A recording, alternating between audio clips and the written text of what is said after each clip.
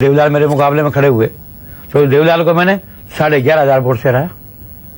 आप बहुत बड़े लीडर अपने आप को कहते थे तो देवीलाल 11,500 से इनको हराया, मुख्यमंत्री बना 79 में, फिर 82 में चुनाव हुए, फिर 82 में बना, उसके बाद में 91 में फिर आपके सामने मुख्यमंत्री के रूप में आज 4.25 साल हो गए, फिर दोबारा तीसरी बार मुख्यमंत्री बनना हरियाणा में। तो चौधरी देवीलाल और बंसीलाल तो मुझे रोज मार के सोते हैं, लेकिन मैं सुबह तरोताजा मिलता, ये मैंने कभी नहीं सोचा था। और जब पाकिस्तान से उतर के आए हम, तो आप जानते हैं बड़ा अजीब सा लगता था कि किस तरह से हम दोबारा से बसेंगे। और आने के बाद पंचायती राज का सिस्टम चालू हुआ, तो मैं 1952 में पहली बार गांव में मेंबर पंचायत बना। मेंबर पंचायत बना तो माँ बाप बड़े खुश हुए, माता पिता दोनों, कि हमारा बेटा गांव में मेंबर पंचायत बन गया। खुशी होगी बड़ी भारी। और उसके बाद में पंचायत समिति का चेयरमैन बना मैं। उसके बाद में 68 में एमएलए बना। और जब मैं चेयरमैन बना तो ज्वाइंट पंजाब था, सबसे ज्यादा पंजाब में वोट लेके मैं चेयरमैन बना, सारे पंजाब। और एमएलए 68 में बना, उसके बाद 70 में मैं मंत्री बन गया। आदमपुर में जब आप सेटल हुए जी, तो आप सुना है कि साइकिल पे गांव-गांव कपड़ा बेचा करते थे और घी बेचा करते थे साइकिल। नहीं, ऐसा नहीं है। मैंने आके कपड़े की दुकान की थी, ठीक बात है, और साइकिल पर तो मैंने कभी बेची नहीं है।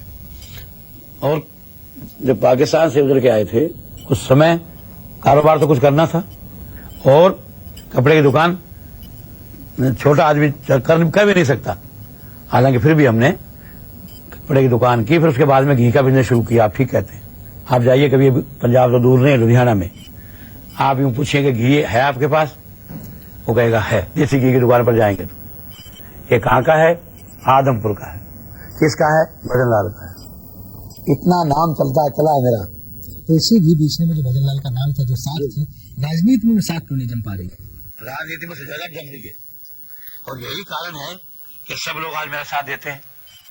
आप जानते हैं 70 में मंत्री बना, 72 में दोबारा इलेक्शन हुआ तो देवीलाल मेरे मुकाबले में खड़े हुए तो देवीलाल को मैंने 11,500 वोट से हराया। आप बहुत बड़े लीडर अपने आप को कहते थे तो देवीलाल 11,500 से इनको हराया, मुख्यमंत्री बना 79 में, फिर 82 में चुनाव हुए, फिर 82 में बना, उसके बाद में 91 में फिर आपके सामने मुख्यमंत्री के रूप में आज 4.25 साल हो गए, फिर दोबारा तीसरी बार मुख्यमंत्री बनना हरियाणा में आसान काम नहीं है, बहुत टेढ़ा काम है ये। हाईकमान का बड़ा आशीर्वाद है, चुने हुए नुमाइंदे मेरे साथ है, जनता का सहयोग है। जब इन पांचों का सहयोग मिल जाता है तो उस आदमी को फिर कौन हरा सकता है, हर कौन हटा सकता है। हाईकमान का आशीर्वाद तो आपको इसलिए है कि हाईकमान को जब भी कोई धींगा मुश्ती या कोई लड़ाई करवानी होती है तो भजनलाल जी को आगे कर देते हैं। सूरज कुंड सेशन था तो किरण सिंह और फतेदार को खदेड़ के बाहर करने में भजनलाल जी का बहुत बड़ा रोल था।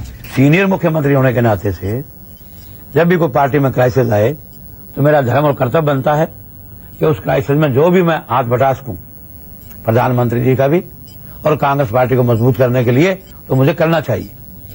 अब सूरज कुंड अधिवेशन हमने किया, पहले आपके सामने है।